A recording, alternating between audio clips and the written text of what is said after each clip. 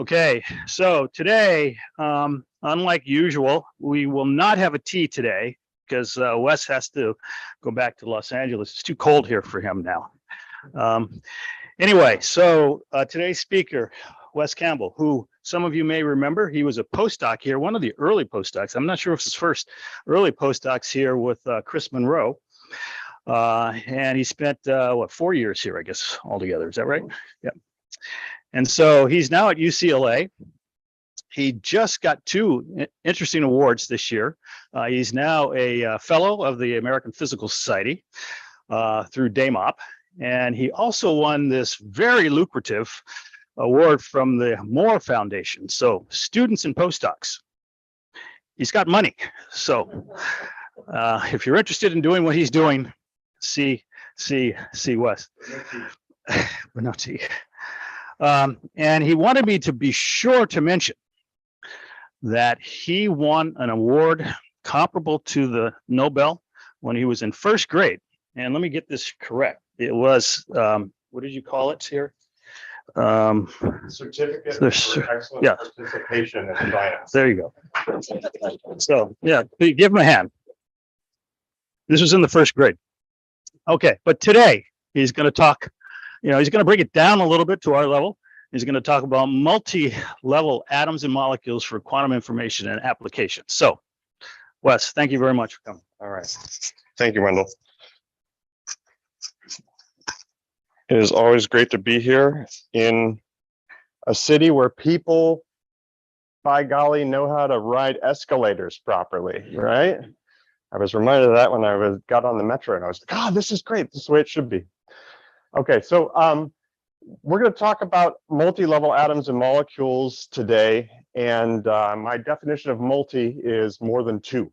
But we're going to start off by talking about 2-level systems, because I think that's what this audience knows a lot about, and specifically atom-based processors. So far, we're at a stage where we have kind of proof of principle results, right? So we have some group of atoms, here's a bunch of ions, and we can do measurements and unitary things and measurements at the end and state prep and so forth, and we read out the states of these things. And we've done pretty well with this. We have our NISC sort of intermediate results here, right? Proof of principle results, and things are going, I think, fairly well. The atom number tends to be kind of a limitation. I'll talk about that more in a moment. But we're at a point where we can start thinking about the next steps. And the next steps here, I think a lot of us are thinking about what we're going to do about the errors in our systems. Even with the sizes that we have right now, for some applications, we're actually limited, in the fidelities that we can achieve. And in particular, if we think about mid-circuit measurement and mid-circuit cooling, these are steps that are going to be important as we look at quantum error correction. And there are some unique challenges associated with specifically with those 2 things in atomic processors. And what I'm going to focus on here is the idea of the mid-circuit measurement, where we have some collection of atoms, and what we need to do is illuminate one of them and look for laser-induced fluorescence. This is typically how we do our measurements in this business, right? And the problem with this is, even if we focus that laser beam perfectly, we work very hard, it's a top hat, it's this wonderful thing, we are still going to have problems from the neighboring particles, because the spacing between these things in many scenarios is kind of comparable to the square root of the absorption cross-section. And so what you get is that even for this perfectly focused laser beam, the photons emitted by one of the atoms in the system can get absorbed by a neighboring atom. Typically, we're not at the level where that's the limitation, but at some point, you do need to think about that as sort of a fundamental geometric constraint. So, maybe we have to spread these things apart. Maybe we need to come up with some other techniques. And one of the other techniques is to go to a dual species operation, where instead of using one type of atom, we use another type of atom. And, usually when I say dual species, I'm referring to something bigger than just a different isotope. This is frequently something that is, a different box on the periodic table, right? Often it's, you're just moving vertically, right? But nonetheless, we can, do things like laser cool for ions. We can laser cool these ions at the end to cool the ions in the middle. That's pretty straightforward. There are various geometries where you can think about how to do this. Now, the dual species operation, is something that people work to achieve in both ion systems as well now. Some of the neutral systems are moving to this. But there are some challenges that you sign yourself up for when you go to dual species. And in particular for the ions, they've got their own specific challenges that come with this. A lot of it is related to the fact that when we do this, we end up with things like the gates end up not being very good between the species. Chain ordering is a thing, and stray fields do strange things because the ponderomotive potential that these ions are trapped in is different for the two species because they have a different charge to mass ratio. It's kind of a headache. Aside from the fact that you've signed yourself up for another source in your vacuum chamber, another set of lasers, all your optics now, you need to think about using dual colors on them. You also have, these kind of technical challenges associated with just the way the ions work. Can I ask a question? Yep. So like one sort of approach to this dual speciesness is, take like say if neutrals take alkaline earth atoms, we have like sigmas and the triplets, which kind of looks like dual species. So you can like do stuff on the triplet, and these photons won't really see like the atoms that are sitting in the singlets. Are there kind of similar solutions for the ions? Maybe like, I guess 3 electron ion. Like that? Yeah, like that. Yeah, you got it. Thanks, Alexi. All right, perfect. So I'm going to skip ahead now. So we call this the OMG architecture. The idea here is that, as Alexi was pointing out, we have an optical frequency qubit we can think about in this kind of system. We have a metastable qubit we can think about, and we have a ground state qubit that we can think about. And those effectively act, to some degree like different species, as Alexi was pointing out. And the great thing about doing it in a single species is not just this sort of economy of scale that you've got. You no longer need these, to deal with these headaches that we were talking about, but you also have the ability to kind of dynamically reconfigure this thing. All right, it's a modular approach. You can say, all right, atom number 73, you're going to be a storage atom, and then later on, we're going to transfer your information over here, and then you're going to be a refrigerator. And then later on, you're going to be doing readout, whatever it is, right? And that I think, it can provide some significant advantages. It comes with something. You have to pay your price. You have to figure out how you're going to do this and get into the metastable state. But nonetheless, it does seem like a better way to use our resources. These states are already there. They're sitting in our vacuum chambers already, ready to go. And so why not use them for this stuff? So this was a paper that we wrote along with my collaborators at Oregon and MIT. Just kind of fleshing out some of the ways that you would do this in the trapped ion system. The way that we do this in real life depends upon which atom that we're using. And for something like Ytterbium-171, we have, it's a bit of a jungle gym here we walk around on this thing. But in particular, we have this F7 state. That's the first excited state in the ytterbium ion. And it lives for about 2 years. Spontaneous emission lifetime, and it's got clock states. It has hyperfine structure here in this Ytterbium-171 isotope, and that actually means that this is effectively another species. If I were like a particle physicist, I would call this a different particle, right? Like, what is the Doppler particle? I don't know, it's like you flip the spin of a quark and a proton. They call it a different thing. Okay, we don't call it a different thing. We just call it a different state. Okay. But I could say, discovered a new particle. It's a new atom. It's this doublet F7 ytterbium. And it's effectively stable for all the purposes that I described here. Now, how well does this work in the lab? Well, we set out to kind of look at this as part of this program. And the first thing was to look at the clock state qubit. So this is a zero field clock state. We use these m=0 levels here because that's kind of convenient for us, and we get some magnetic field insensitivity at low fields. And one of the things that we can do here is look at how we're going to do our state prep, look at how we're going to do our measurement, try to do the usual things that one does. In order to do the state prep as well as the measurement, what we do is we selectively outcouple population from one of these levels or the other one, and then we subsequently query for fluorescence on the ground state here. We can look, is there anything in the S state, yes or no? If the answer is no, and we've coupled everything out of the F level except for a single quantum state, then we've heralded, the production of a pure eigenstate of that system. If it's bright, we try again. And so we can do our state prep, and the fidelity of that is about 3 nines, just kind of out of the box, as it were. We didn't, go too nuts on that thing. It was good enough for us. And, it works the way we had hoped it would work. There were not any particular surprises that were coming along with this, making this difficult. What we haven't done is done the coherent transfer between the ground state and this F state. That was done by Luming Duan's group recently. And that's not a step that we've taken because we kind of got interested in other physics, but that would be another part of this OMG blueprint that you would need to be able to do. So this is, again, the states are there. This works just like your qubit does in the ground state. It gives you some additional things. You have some additional fun things you can do with measurement and sort of projective null measurements using this thing and so forth. But it effectively gives you a way to have another species sitting in your chamber, and you didn't even add another atom to the thing. What's the lifetime of this thing? About 2 years. Yeah. So that was actually measured, if you can believe that, which is pretty wild. Yeah, well, if you guys are interested, I mean, the people drove the electric octopole transition from the S to the F7 state, and by calibrating the strength of that, they could measure that transition moment, and they inferred a 2-year lifetime for that thing.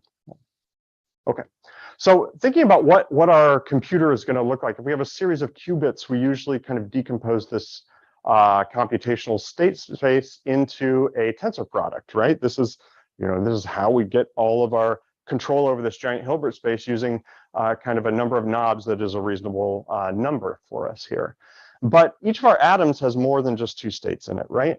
And so if we think of this as a bunch of identical atoms that have k states instead of 2 states, this is actually our total Hilbert space that we have in our system. And one way to think about how to utilize this as a resource in a computation is to say that, okay, well, really what we have is kind of our computational Hilbert space, and then we have some kind of an orthogonal subspace here that is not part of the computational Hilbert space. And this is kind of like the game in quantum error correction, is somehow turning an error that you have in your system into a transition from the computational state space into this orthogonal subspace. And then you can check the orthogonal subspace for population. And if you do that in a smart way and you've designed things in an intelligent way, then you can back out what your error was and how to correct for it in the ideal case. And it's super legit because this plus sign is like really fancy, right? So you just take my word for it here, okay? All right. So one of the things that we looked at was how to correct for errors on the amplitudes of the pulses you're using to drive single qubit gates. And the idea here is that in our F state, if we have an error and we've played our cards right, and we've done this scheme described here, we outcouple the population associated with any of these errors, and we check for it. And if it was there, then we know that we had an error, and we have at least got error detection in that case, right? This is something that I didn't note at the time. This is something that is called erasure conversion. And I basically just didn't know the vocabulary. And so there was this whole field of people who were looking at this stuff. You turn an error that you would call a leakage error, where a population has left your qubit subspace in one of your qubits. You can turn that error into something where you know which qubit had that error. You say, okay, qubit number 73 is the one that had that error. And then you can return the population back into a mixed state in the qubit subspace. And if you do that in something like a surface code, you do it in an intelligent way, it's a less detrimental type of error than a leakage error. So it's a leakage error, but the location of the leakage error is known. They call that an erasure for reasons that are, I think, associated with the historical context in which this occurred with photon-based computing. And it actually, it can actually help you deal with the errors that occur in your system. And so this group of folks looked at how this would work for neutral atom quantum computing. And the story is more or less like this. If we transfer this whole picture over to ions, one of our errors is our spontaneous scattering during laser illumination. We use lasers to drive our gates. And if we're driving a ground state qubit and we have a spontaneous emission event, it would result in a leakage error to some of the other levels of the ground state, or some kind of a Pauli error where we've done something like a phase or a spin flip of the actual qubit. And those are hard to turn into erasures. And so we've decided, well, let's compare that to the case where we have a metastable qubit. And some of the spontaneous emission errors are actually going to go to the ground state where we can find them, and those will be erasures, right? So I've been looking at this with Ken Brown and his student Ming Yu, and we looked at this for the ions, and we decided we need to split it up into 3 cases. One of the cases is the case where the total spontaneous emission probability is the same in both situations. And in that situation, you always win by going to the metastable qubit, because you have some of the errors are erasure convertible, right? But that's not really a realistic model for what we care about, because you've paid the price, because the transition moment that you're leveraging here between the metastable state and this P3 half state to drive your gates is, not the full one over the lifetime, right? The A coefficient is just some fraction of that. So we also looked at a couple of other cases in this scenario. Maybe the detunings are fixed to be the same in the two cases, and we compare them. Maybe the Rabi frequencies are the same, and so on and so forth. What we found was that in the kind of case one, where the sort of trivial case, the metastable qubits are an advantage. In case two, where the laser powers and the Rabi frequencies are matched, the ground state qubits actually have the advantage. And in case three, where the Rabi frequencies are again the same, but the detunings are matched, you metastable qubits win again. So assuming that you can kind of get more laser power up there, that's a place where you can actually use this error conversion to your advantage. So looking at our resources that we're leveraging here, we have Excuse me, this Wes. idea. This is Bill Phillips. It just seems like the idea that say all the Rabi frequencies are going to be the same seems like a very special case. Is this not so special? Our motivation for that was just that we figure there are going to be technical sources of noise in your system, and so the gate times you would want to be the same in that case. It's not the only choice one could make, but that was the one that we thought was the most reasonable, essentially for that reason. Okay, so you're saying this is something you would engineer? Yeah, absolutely. And so then it would depend upon having had the right control over all the intensities and aiming and whatever. That's right. Okay, thanks. Okay, so more states are good. Ytterbium-171 is sort of not our only possibility here. We could get even higher multiplicity by going to Ytterbium-173. And Ytterbium-173 has a spin 5/2 nucleus, but not a whole lot was known about this thing when we started this process. And in particular, we have everything that is in gray over there on the right-hand side of the screen is effectively not known when we began our investigation here. So my students, brave as they are, decided to undertake this, and we're doing spectroscopy of Ytterbium-173 one ion at a time. Which can be kind of a painful thing, but it is kind of a difficult, it's a little bit challenging to imagine doing spectroscopy, particularly of that F state, in some kind of an ion vapor cell scenario. Not impossible, but it seemed like it was going to be at least equally challenging. So we had our ion trap, we decided to go ahead and do it. Now, your kind of signal that you get when you're doing this one particle at a time is basically that you lose the ion in the trap. When the thing gets pumped into some dark state, we don't know how to rescue it because we don't know which colors are necessary to do it. So my students coined this deathtroscopy. And so they've been performing the deathtroscopy of Ytterbium-173, and they've made some progress. We've now got a lot of the structure worked out here. So all the states that are in red now, we know essentially where those are. We now have our first splitting known in this doubled F7 state. This is important. There's actually a 4 order of magnitude disagreement right now in the literature about the magnetic octopole moment of that nucleus. And so this is something that we're working on trying to resolve just by doing that spectroscopy. But this is kind of our work in progress. I'll point out, this thing will have 6 clock states in it, 6 simultaneous zero field clock states. We don't know, this is our guess of what the structure is. We don't know it all yet, right? So, it remains to be seen. We might have some kind of near degeneracies that cause problems, but if not, this gives us the ability to kind of go around in a stable state space with 6 levels who have really well-defined phase relationships between them. And then in addition to that, potentially some of these Zeeman states as well, if we're willing to suffer some magnetic field sensitivity.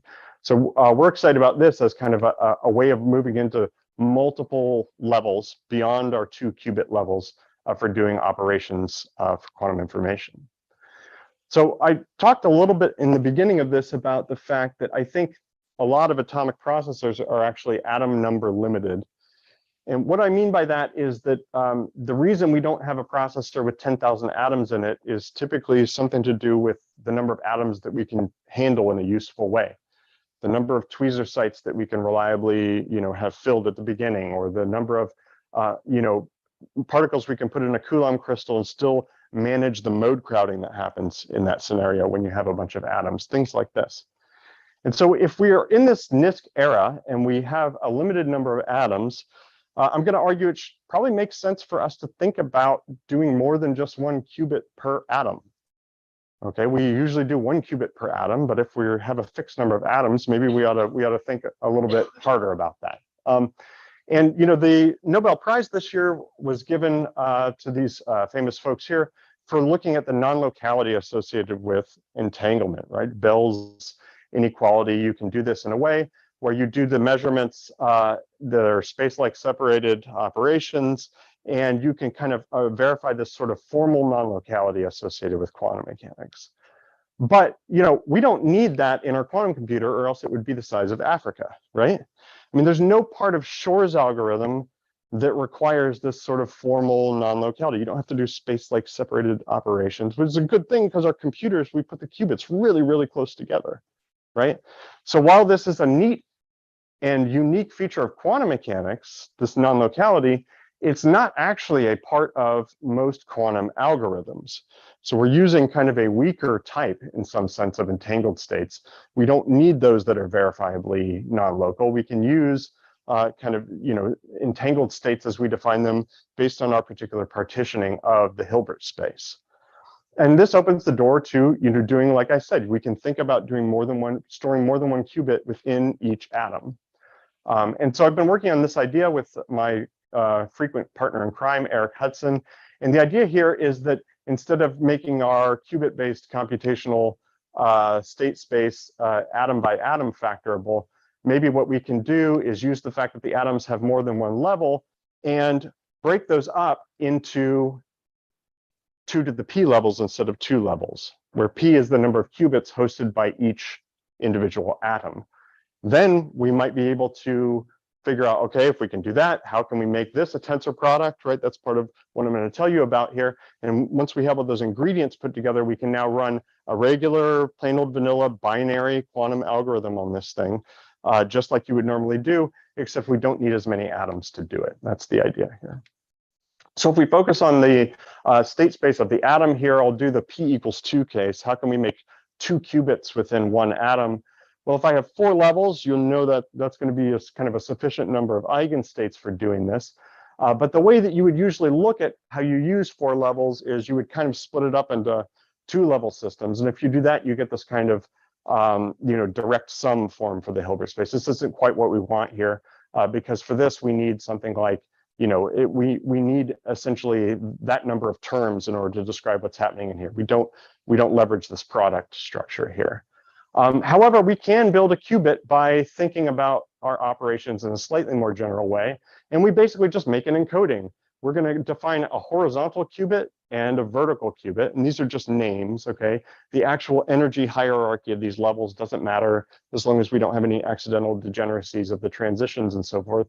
But conceptually, we can imagine that we arrange them as some kind of a square in this p = 2 case, and we have these kind of atomic Pauli operations between pairs of states. And we can build our qubit operations. The vertical qubit is kind of the up-down information. And so the vertical Paulis are sums of the Paulis. You can kind of simultaneously apply Paulis on the 2 edges that define the vertical qubit. Likewise, the horizontal qubit, and so on and so forth.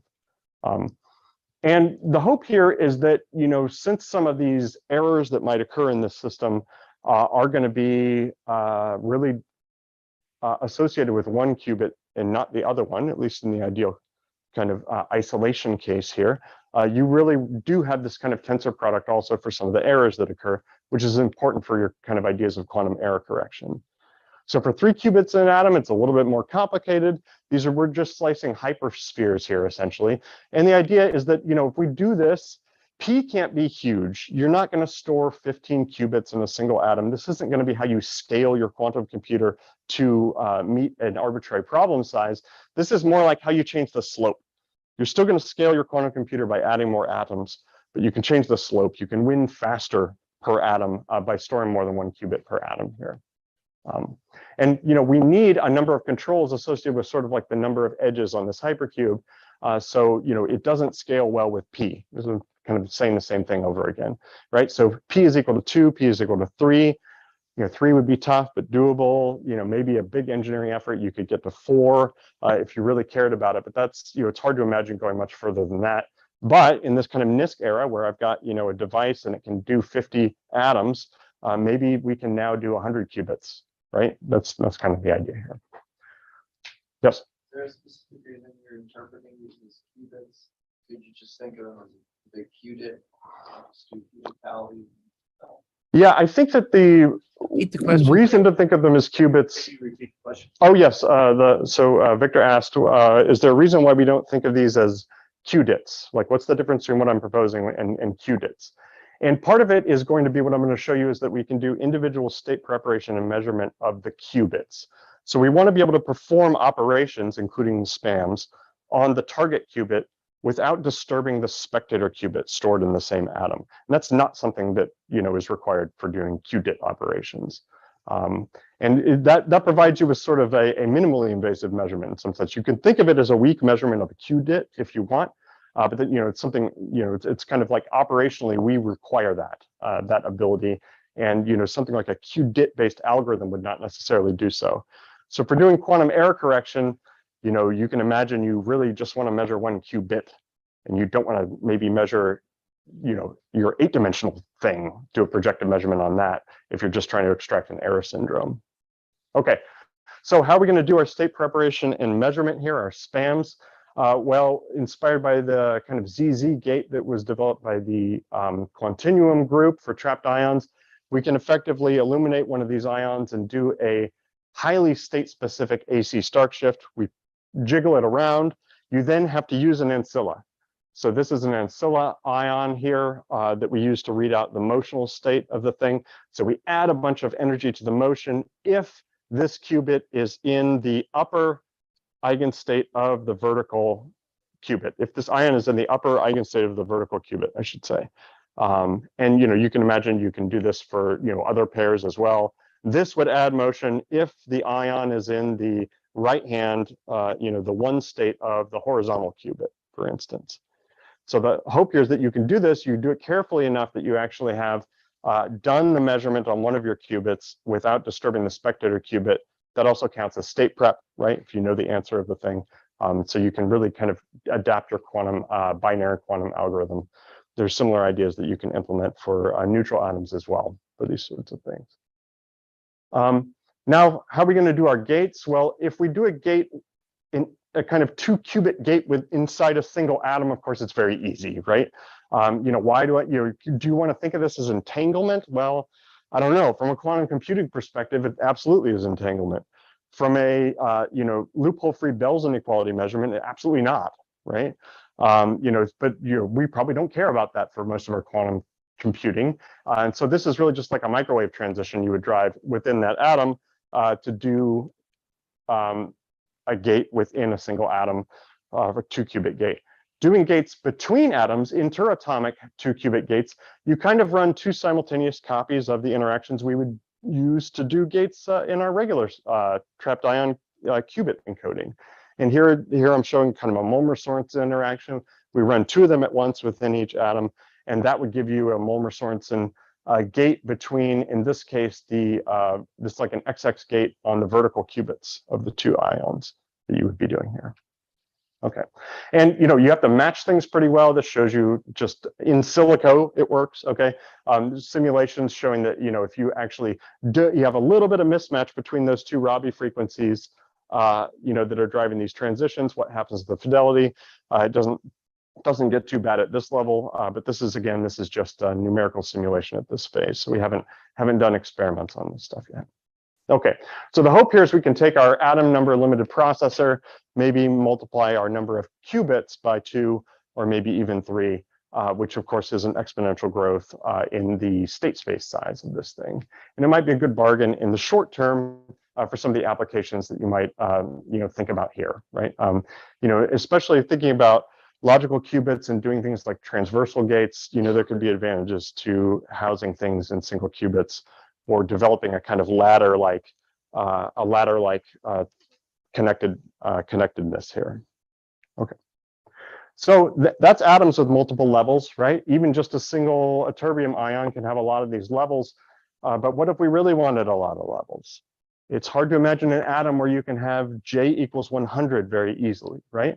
So what if we stopped thinking about atomic qubits and started to wonder what would happen if we had molecules? Now this is starting to get a little bit, I think, out of people's comfort zone if you're used to working with atoms. But these are real quantum objects. They have real states. They're for reals, okay? And this thing, I don't know. This is something that we've been working on making in the lab with this kind of Moore Foundation grant that Wendell was mentioning. This is based on something called like solvent yellow 7. I don't know, but we put a calcium on here instead of a hydrogen. And we can think about what sorts of states will we have available in something like this? Well, we would have vibration, right? And we would have a lot of vibrational modes in something that big. We would also have rotation. We would also have there's like a whole list of stuff that is going to pop up in molecules. And all of these levels, if I really think of them as being tied to the electronic ground state, are going to be what we would call metastable in the atom business. These tend to have fairly long lifetimes by our standards. Many of these are kind of effectively stable, but they actually will stick around for a long time, and they're sitting right there. Okay, so if you want to have a system that has a lot of internal states for playing these sorts of games, then a molecule is kind of an extensible version. Yes.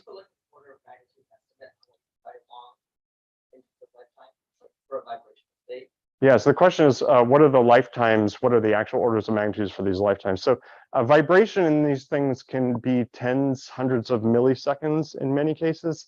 It actually, will depend upon which vibrational state it is and what the species is. Rotation will live considerably longer because the splittings are considerably smaller there. Even though the dipole moments are a lot bigger, the splittings are a lot smaller in those cases. So. And the next question is, what about the coherence? Not a lot is known yet about that. I mean, you can try to develop estimates for what those are going to be. Something like a vibrational state, I think you can imagine a lot of the error sources are going to be common mode, of that thing compared to the ground state.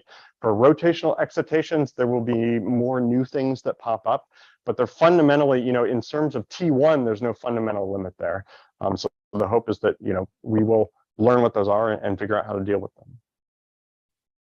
Wes, is this very different from a reincarnation of the old idea of NMR quantum computing? I mean, of course, that had all kinds of other problems, but yeah, what I mean. Yeah, I think I see what you're saying. I mean, what I'm proposing here, to be clear, is not doing a whole algorithm within a single molecule. What I'm more interested in is things like ideas that Victor Albert has worked on. How can we do something like a logical qubit within a single molecule? So, in that sense, there will be some similarities to some of the work that was done in NMR systems. An advantage we would have over those would be associated essentially with like state prep and measurement. We can really make a pure state at the beginning of our thing. But I'm not, to be clear, I'm not proposing building a computer out of a single molecule at this point. Okay. Now we can do other things, right? Chemists are like sorcerers. And if I talk to my chemistry colleagues, they're like, yeah, we can put stuff on there. We can do like different stuff here than there and change that. It's incredible what they can do with this stuff. They just substitute stuff on there. Of course, there are like secret hydrogens on here, right?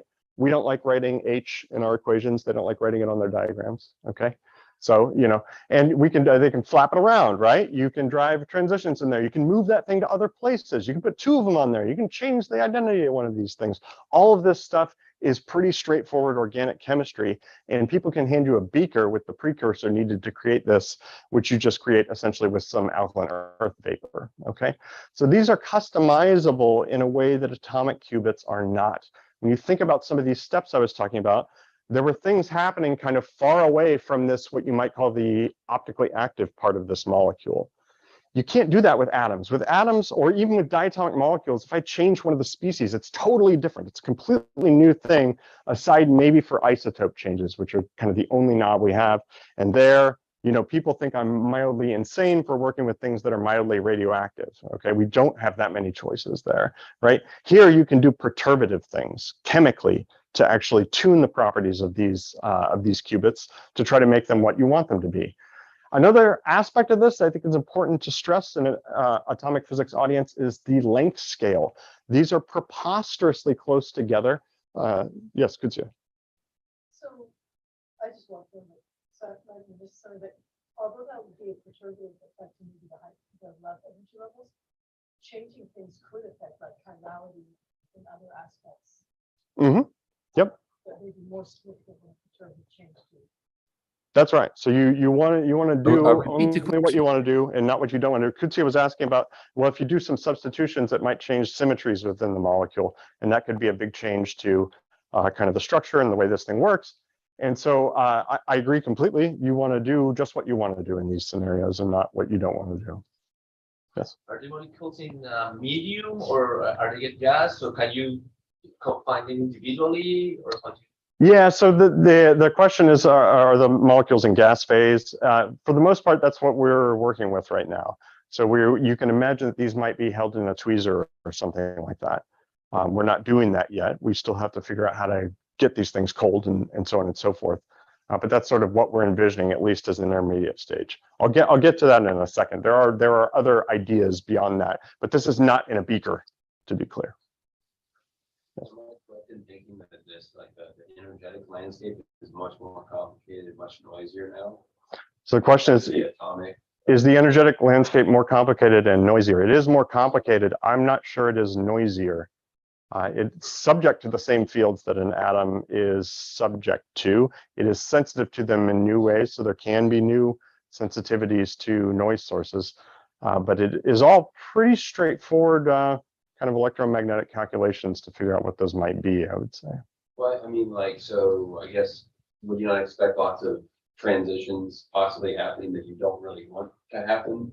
Would there be a lot of transitions happening that we don't want to happen? Yes, that's a good point. In particular, the electronic excited state here can decay vibrationally.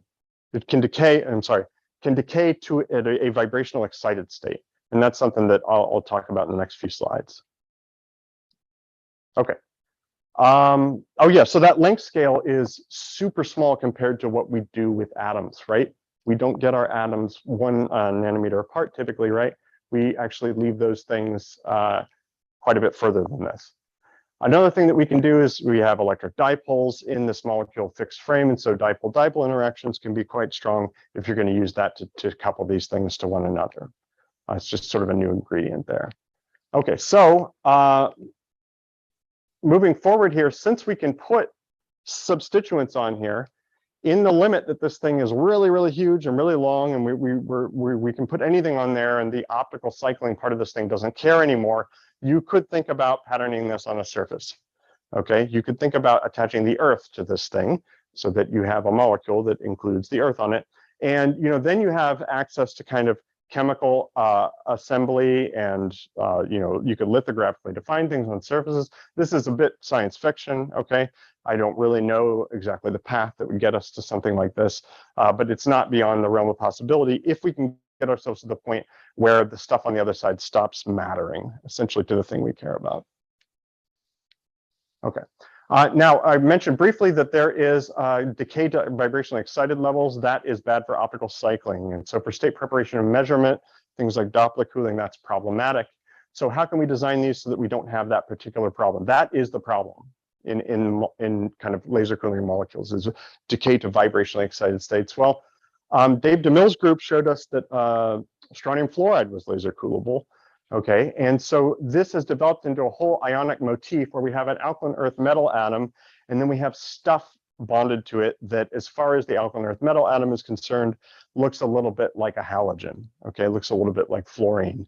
My chemistry colleagues hate it when I say that, but that's just like my dumb atomic physics model of this thing. So we have, officially we've taken an alkaline earth metal atom, right? Not an ion, a neutral atom. And we've kind of turned it into an alkaline earth metal ion because the outermost electron is participating in this bond. And it's an ionic bond. And the more that the rest of this thing actually pulls that electron away, the better this is from the perspective of isolating the ground to electronic excited state transition in the alkaline earth metal ion.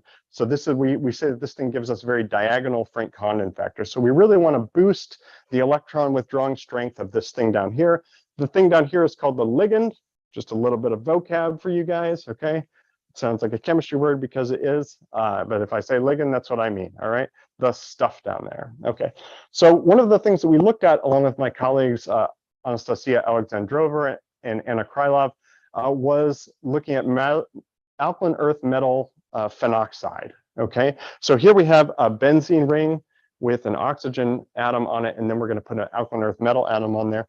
And if you look at the orbitals associated with the ground in excited states, they kind of look like hydrogen orbitals, the way a chemist draws hydrogen orbitals, right?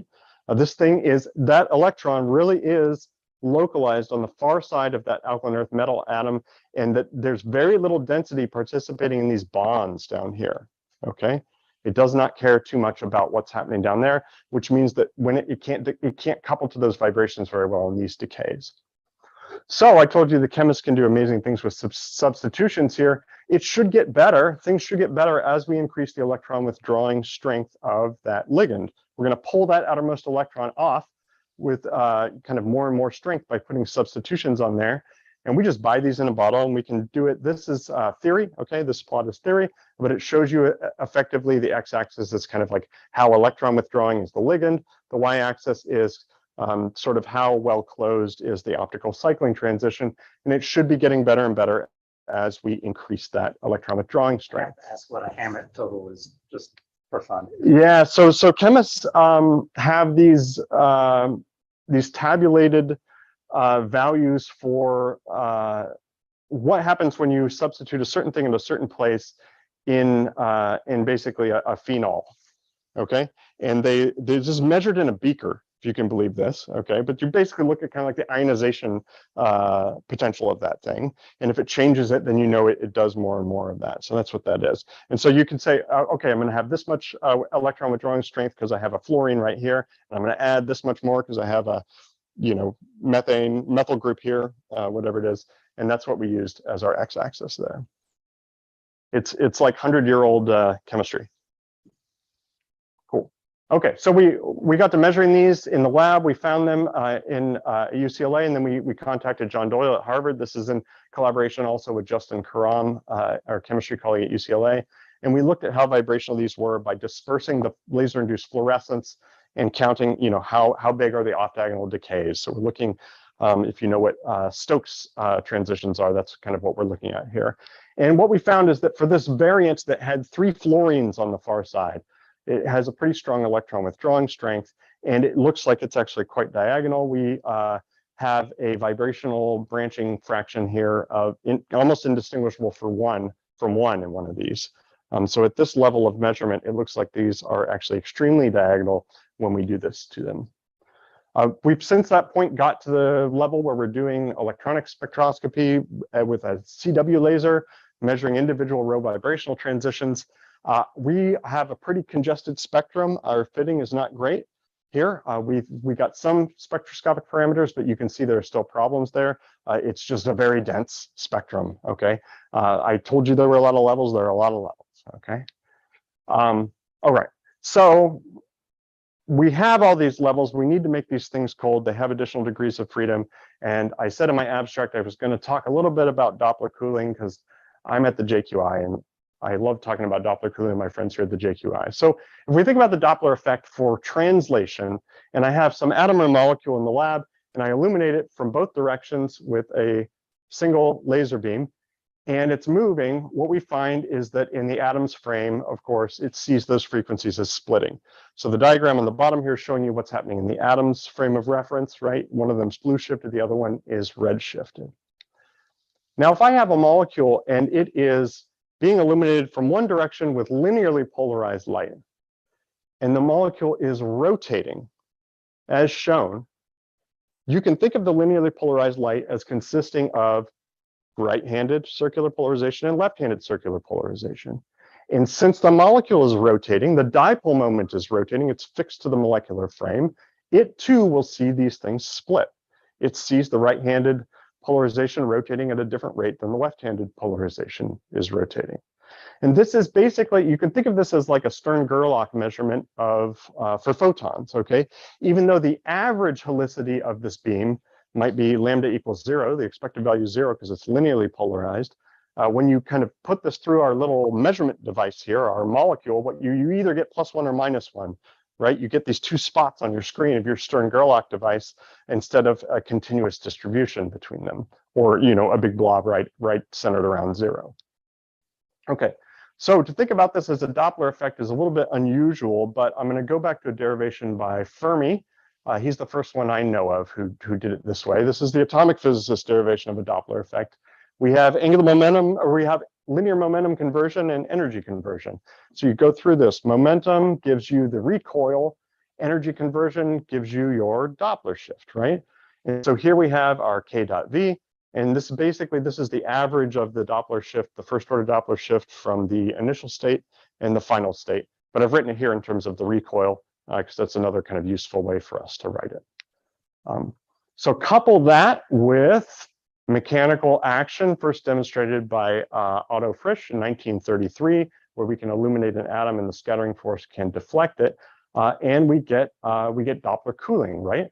This is something that Bill's group did a tremendous amount of developing, other people in this room as well, over the years, and it's like our starting point for almost everything we do in this business.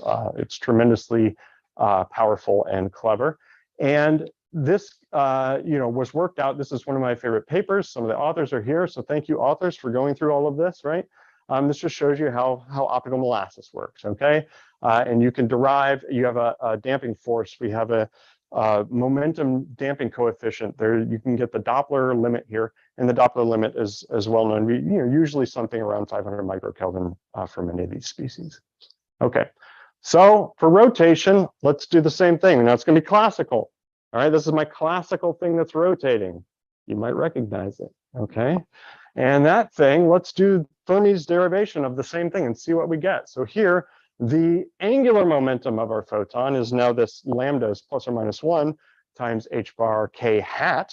And we have an angular velocity here. We get our recoil, we get the energy difference here, and we get essentially the same expression. So this really is a Doppler effect. It's a little bit strange to think of it that way, but it's like a frame-dependent effect.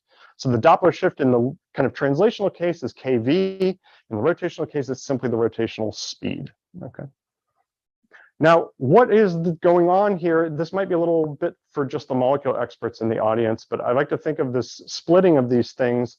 If we wanted to drive a transition that actually slowed the rotation of our molecule here, we would need to drive a transition by detuning to the red of resonance to bring this line on the right-hand side into resonance to slow it down.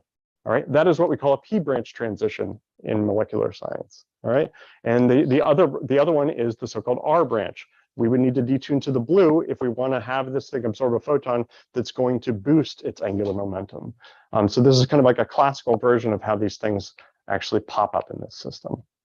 Okay, we can go through the quantum version of this. It's pretty standard expressions for how these things look, and you basically just get that these are trig functions associated with just the projection of the angular momentum on this kind of angular momentum of the photon for driving these transitions. And you can sort of sum these up. They look very classical, right? Once J is large enough. And this gives us some confidence that even the quantum version is going to derive the same properties as the classical one. So our scenario where this might arise is these big molecules. We might not be able to resolve the individual row vibrational transitions, which means we might not be able to drive just a p-branch transition, which is what we need for laser cooling typically, just so that J doesn't keep growing. So instead of looking at the Otto Frisch experiment, we will take our inspiration from the Bethe experiment. So Bethe's experiment, has anybody ever heard of Bethe's experiment? All right, no one in the audience here, maybe some of you in TV land have heard of this. This is a remarkable experiment. It was 3 years later after Otto Frisch's experiment. And what he did was he took light and he sent it through wave plates, and he showed that the wave plates were torqued by the light in 1936, which is pretty amazing. Okay, so doing this, maybe we can find some way to actually do an analogous thing. And the analogy is very straightforward. Once you make this dictionary up here that shows, okay, well, we're going to have one angular thing for every translational thing, then you just get to copy that wonderful paper by Steve and friends here, okay? So instead of a damping force, we have a damping torque. Instead of a translational momentum damping coefficient, we have an angular momentum damping coefficient. And we get this exact same plot because it's precisely the same thing.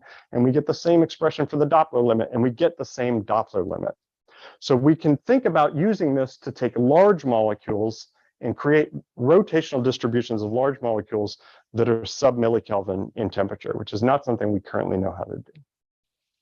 Okay, and this paper, we went through some quantum versions of this. We did simulations. Ben Algenbraun was my collaborator on this paper. He was a student in John Doyle's group at the time. And so if you're interested in how well it works in silico and the simulations, it's there. But the basic physics is as I described it. It works in the quantum case as well as the classical case. Get the same results.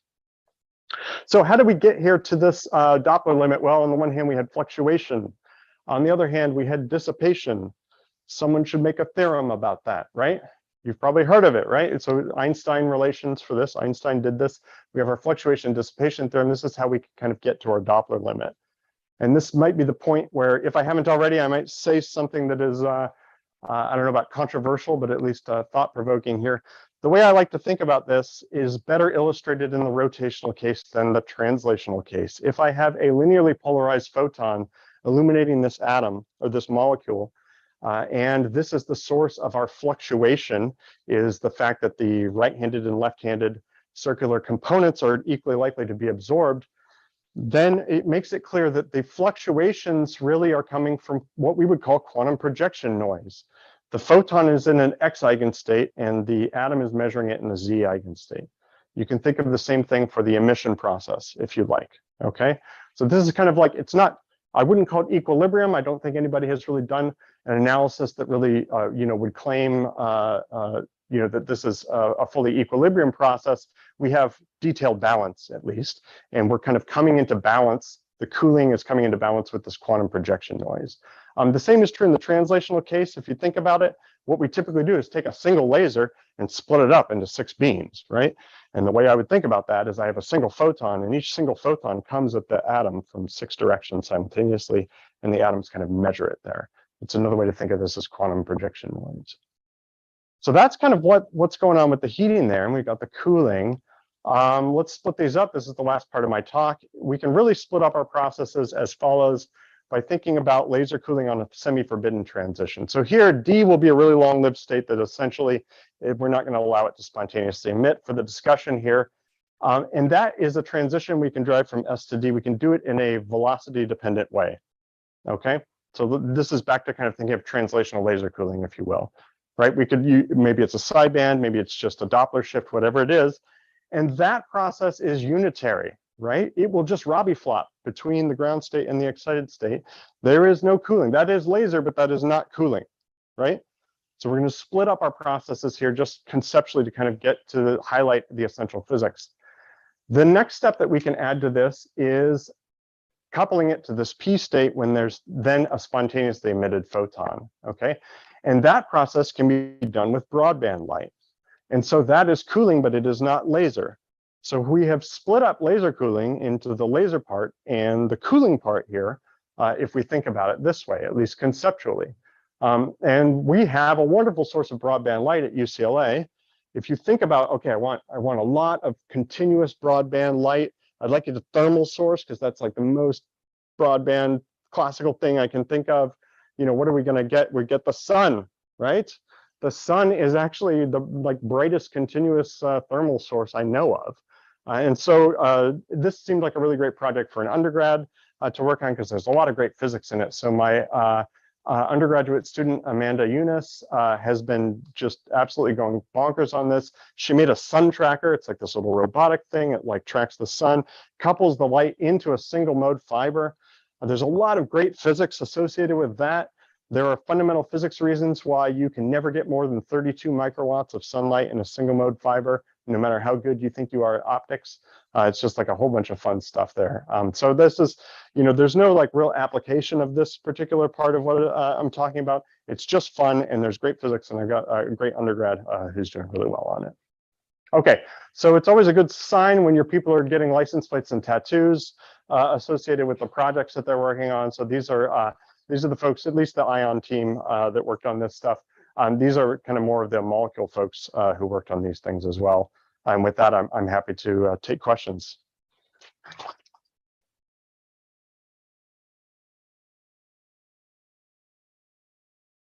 So we have time for several questions. I'll ask a question. And I'm sure the answer comes out in the P and Q and R branch and stuff, but your picture, you sort of define the rotational axis with respect to your linearly polarized light. Obviously, the molecule could be rotating about a different axis. So it's not obvious per se that that's going to work when I allow arbitrary. That's right. And so the answer of what happens in that scenario is that you get the dot product the same as you did in the linear case. The cartoon picture is a little less, I think, well connected in that scenario. So let me just click back to where that dot product is from Fermi's derivation right there. So in this case, you get that guy right there. Yeah, but that's a good question. So now that is basically just conservation of momentum and energy. I don't have a better cartoon picture for exactly the origin of that dot product, but it kind of makes sense. It's basically the strength of the line goes down instead of the line itself moving, which is sort of a common thing in quantum mechanics. Yeah.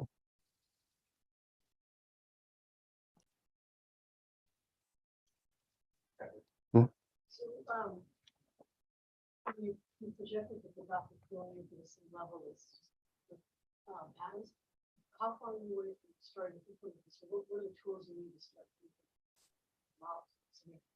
So you're saying, well, a narrow line with source plus a broadband source. Okay, so Kutia asked, how close are we to implementing this rotational cooling for molecules? What do we need in terms of our light sources and so forth?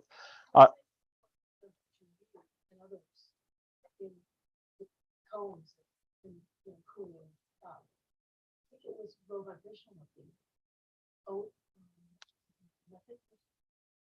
I am not familiar with cooling work from that group. Kutsia was saying that Juni's group was using combs to do maybe rotational cooling of maybe methane.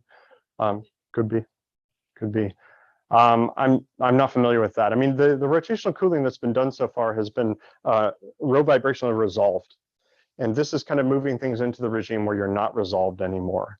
One of the ways to get into the unresolved regime is to use a broadband laser. So make your laser wider than the splitting between the row vibrational lines, and then you'll address multiple lines simultaneously. We simulated that in our paper, and the Doppler limit you get there is the limit associated with the width of the laser. If you want to go narrow bandwidth laser and do this, and you want it to address multiple lines, the way that happens is that the natural line width of the lines is wide compared to the row vibrational splitting. And there you need a bigger molecule than the ones I've shown here, but something like coronavirus would certainly work. And I should mention, there is this group of people who have worked on this idea for nanoparticles, laser cooling nanoparticles, and they have actually done it. They don't think of it the same way we do. They don't come at it, they don't use these equations. They don't come at it from this direction. They kind of think of like delocalized electrons in the thing and so on and so forth. But fundamentally, it's a very similar idea. Momentum transfer from the photon spin to the angular momentum of the particle, and they've been able to Doppler cool some of those to some degree. Yeah, they used OH in a couple of other methods, but I don't remember if they were looking at. I didn't think they were looking at resolving on so Kutsia was saying they used OH, and she wasn't sure if they were resolvable. OH is really well resolved. Those are super far apart. And so if they're doing rotational cooling there, it's going to be one level, another level, like the thorium oxide experiment, the ACME experiment, has done things like that. People optically pump population from individual levels into the ground state. What I'm talking about here is really kind of more like the huge molecule limit, the sort of classical limit of this thing. Okay, let's go with one more question. So for the multi-qubit part, you mentioned that not only you need to measure the state, your new qubit without altering the other one, but since you're doing 2-qubit gates, you also need them to interact. So on top of that, you need an interaction that does not affect all the other state of individual qubits. Can you comment on that?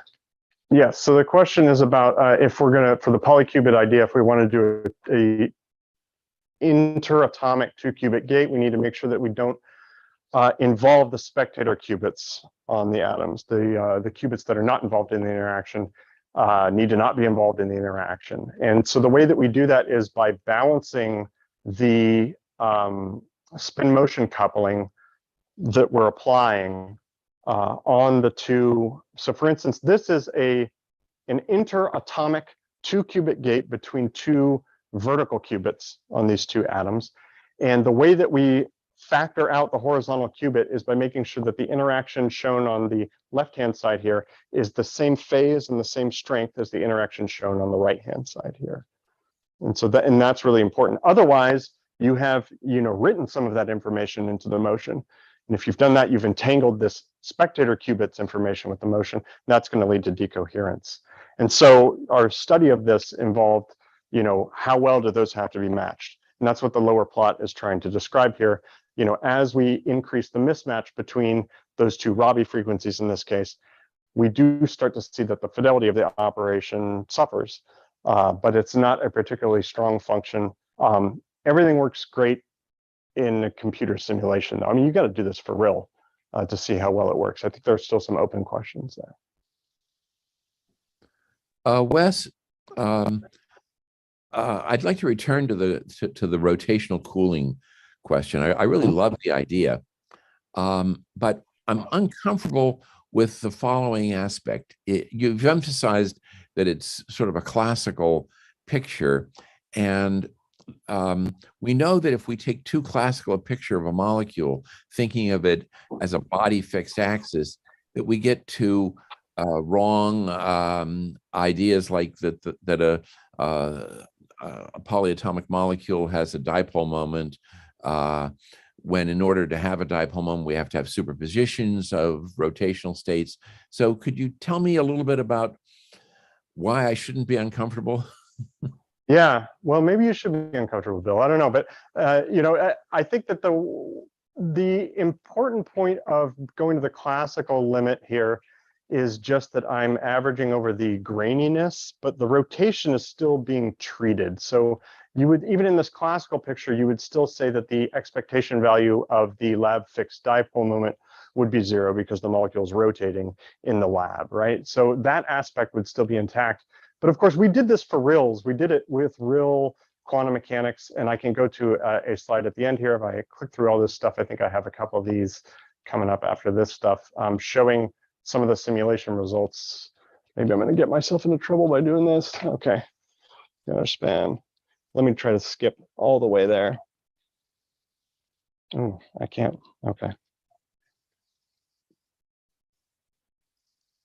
It's not that I doubt that it's right. I just want to have a way of thinking about it.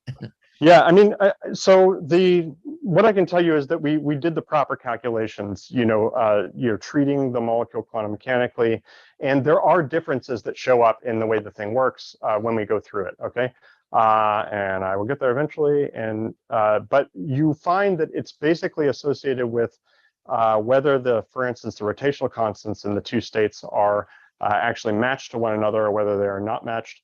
And you have to think about the fact that the P branch and the R branch can kind of cross each other in certain species. And it's, well, okay, I never got to it. All right. It is in that paper. I mean, the classical picture was what I presented here, Bill, because it's the easiest to explain, and I think it conveys the essential physics to the audience. What we did was the real quantum mechanical calculation. We treated it fully quantum mechanically. The field was treated classically, but the We treated the molecule itself in terms of its true quantum states, and the story is the same. And you can derive the same Doppler limit from the fully quantum mechanical picture as you can from the classical picture. So there's nothing particular that breaks. There are nuances, especially if the levels are really, really widely spaced compared to the width of the transition. You start to, okay, you don't get all the way to the same Doppler limit. It starts to be a little bit hotter. It's a little bit like kind of going between Doppler cooling of translation in free space and Doppler cooling of translation in a tight trap. The boundary between free space Doppler cooling and sideband cooling is the way I would describe this boundary between this kind of classical rotation case and a true quantized molecule. I don't know if that answers your question at all or makes you Well, less sort of. uncomfortable. But you know, I can direct you maybe to the paper. You could take a look and you know, weigh in yourself whether you're believing that I did those calculations properly. Well, I don't disbelieve it. It's just that I'm looking for a certain classical comfort level. But certainly you've helped a lot. Okay. All right, I think we should stop this. Thank you so much, Wes.